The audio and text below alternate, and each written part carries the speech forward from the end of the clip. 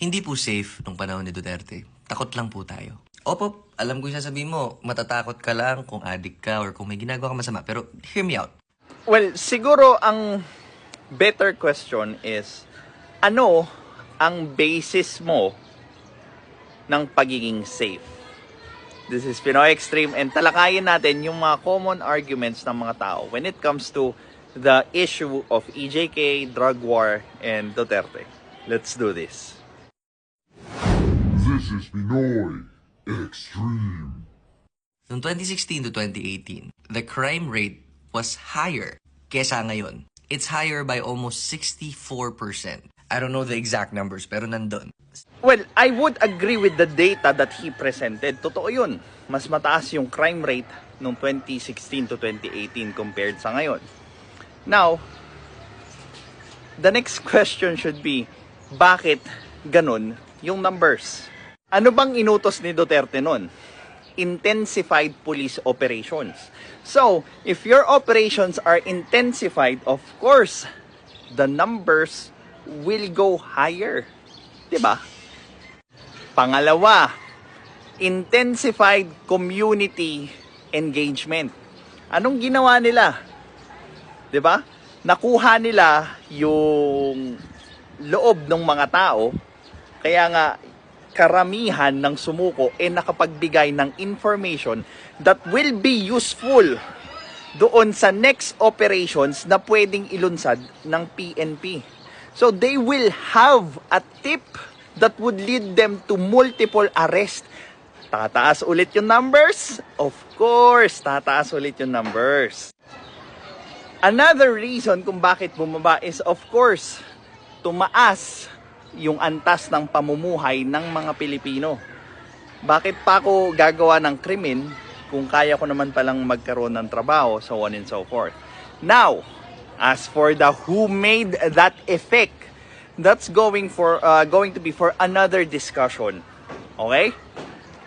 And kasabay pa ng ibang improvements, kaya tumaas yung crime rate nung panahon ni Duterte, especially when it comes to arrest, conviction, so on and so forth. 64% higher. So would you really say that a country is safe if it's led by fear? Well, if the fear would incapacitate criminals to do crime, then what's wrong with fear? Tagalogin ko kung dahil sa takot, hindi gagawa yung kriminal ng krimen, anong problema matakot? And the only reason why people follow is because they are afraid to be. Kaya, Isn't that supposed to be a definition of law-abiding citizen? Of course. Bakit ka papasok sa krimen kung pwede kang magganon? Diba? Basic. tapos sa palagay ko, personally, the war on drugs was a scam and it's designed to keep them in power. Kasi hindi naman po naubos yung mga drug lords. For one, how do you say that they are in power? Unang-una, hindi na si Duterte yung presidente. So, I don't get it. Diba? Sasabihin nyo, bakit yung ibang mga Duterte tumatakbo sa gobyerno? And what's wrong with that? Diba? They are allowed dun sa batas na tumakbo doon sa posisyon na yun. Now, if ayaw niyo yung ganong batas, then you should be voting for people who should be changing those laws. Make sense? Babalik ulit tayo doon sa common argument na madalas nila sinasabi, na bakit yung mga pusher, yung maliliit na pusher lang yung nahuhuli.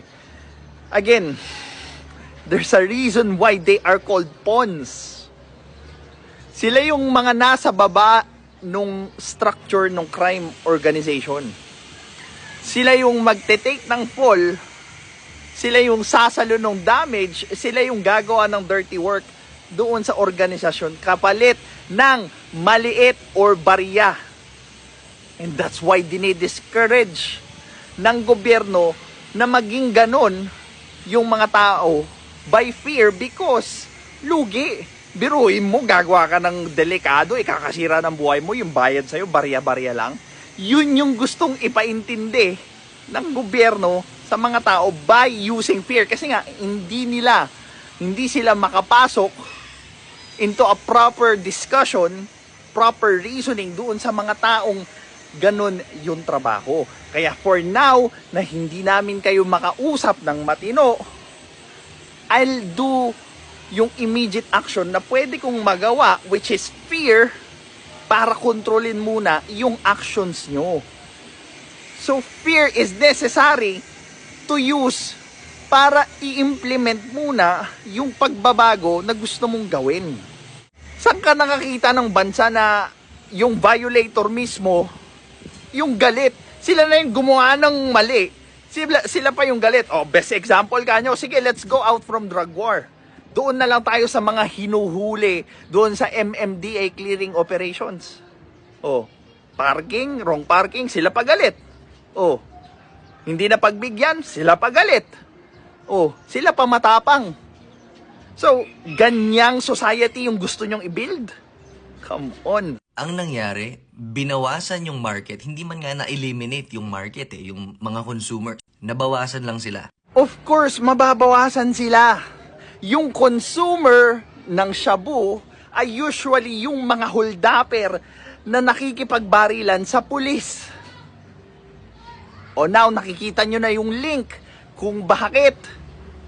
Pero if you compare the ratio, how many drug lords were and imprisoned versus how many users were and imprisoned? Basic math lang naman yan. Grabe naman. Gaano naman karaming drug lords compared mo sa user? Ilang Escobar ba meron? 'Di ba? Ilang level ba ni Escobar na drug lord ang meron compared doon sa dami ng users? Ay. Sobrang layo po ng difference. So the minute po na umalis si Duterte sa posisyon, naghanap lang po sila ng bagong consumer. Well, of course, that's how usually crime is. 'Di ba? Bakit? Nung nahuli ba or napatay ba si Escobar, huminto ba mag-step up yung mga tao para pumalit sa kanya? Of course, no. That's why it is a continuous effort. 'Di ba? This is Pinoy Extreme. Have a good day.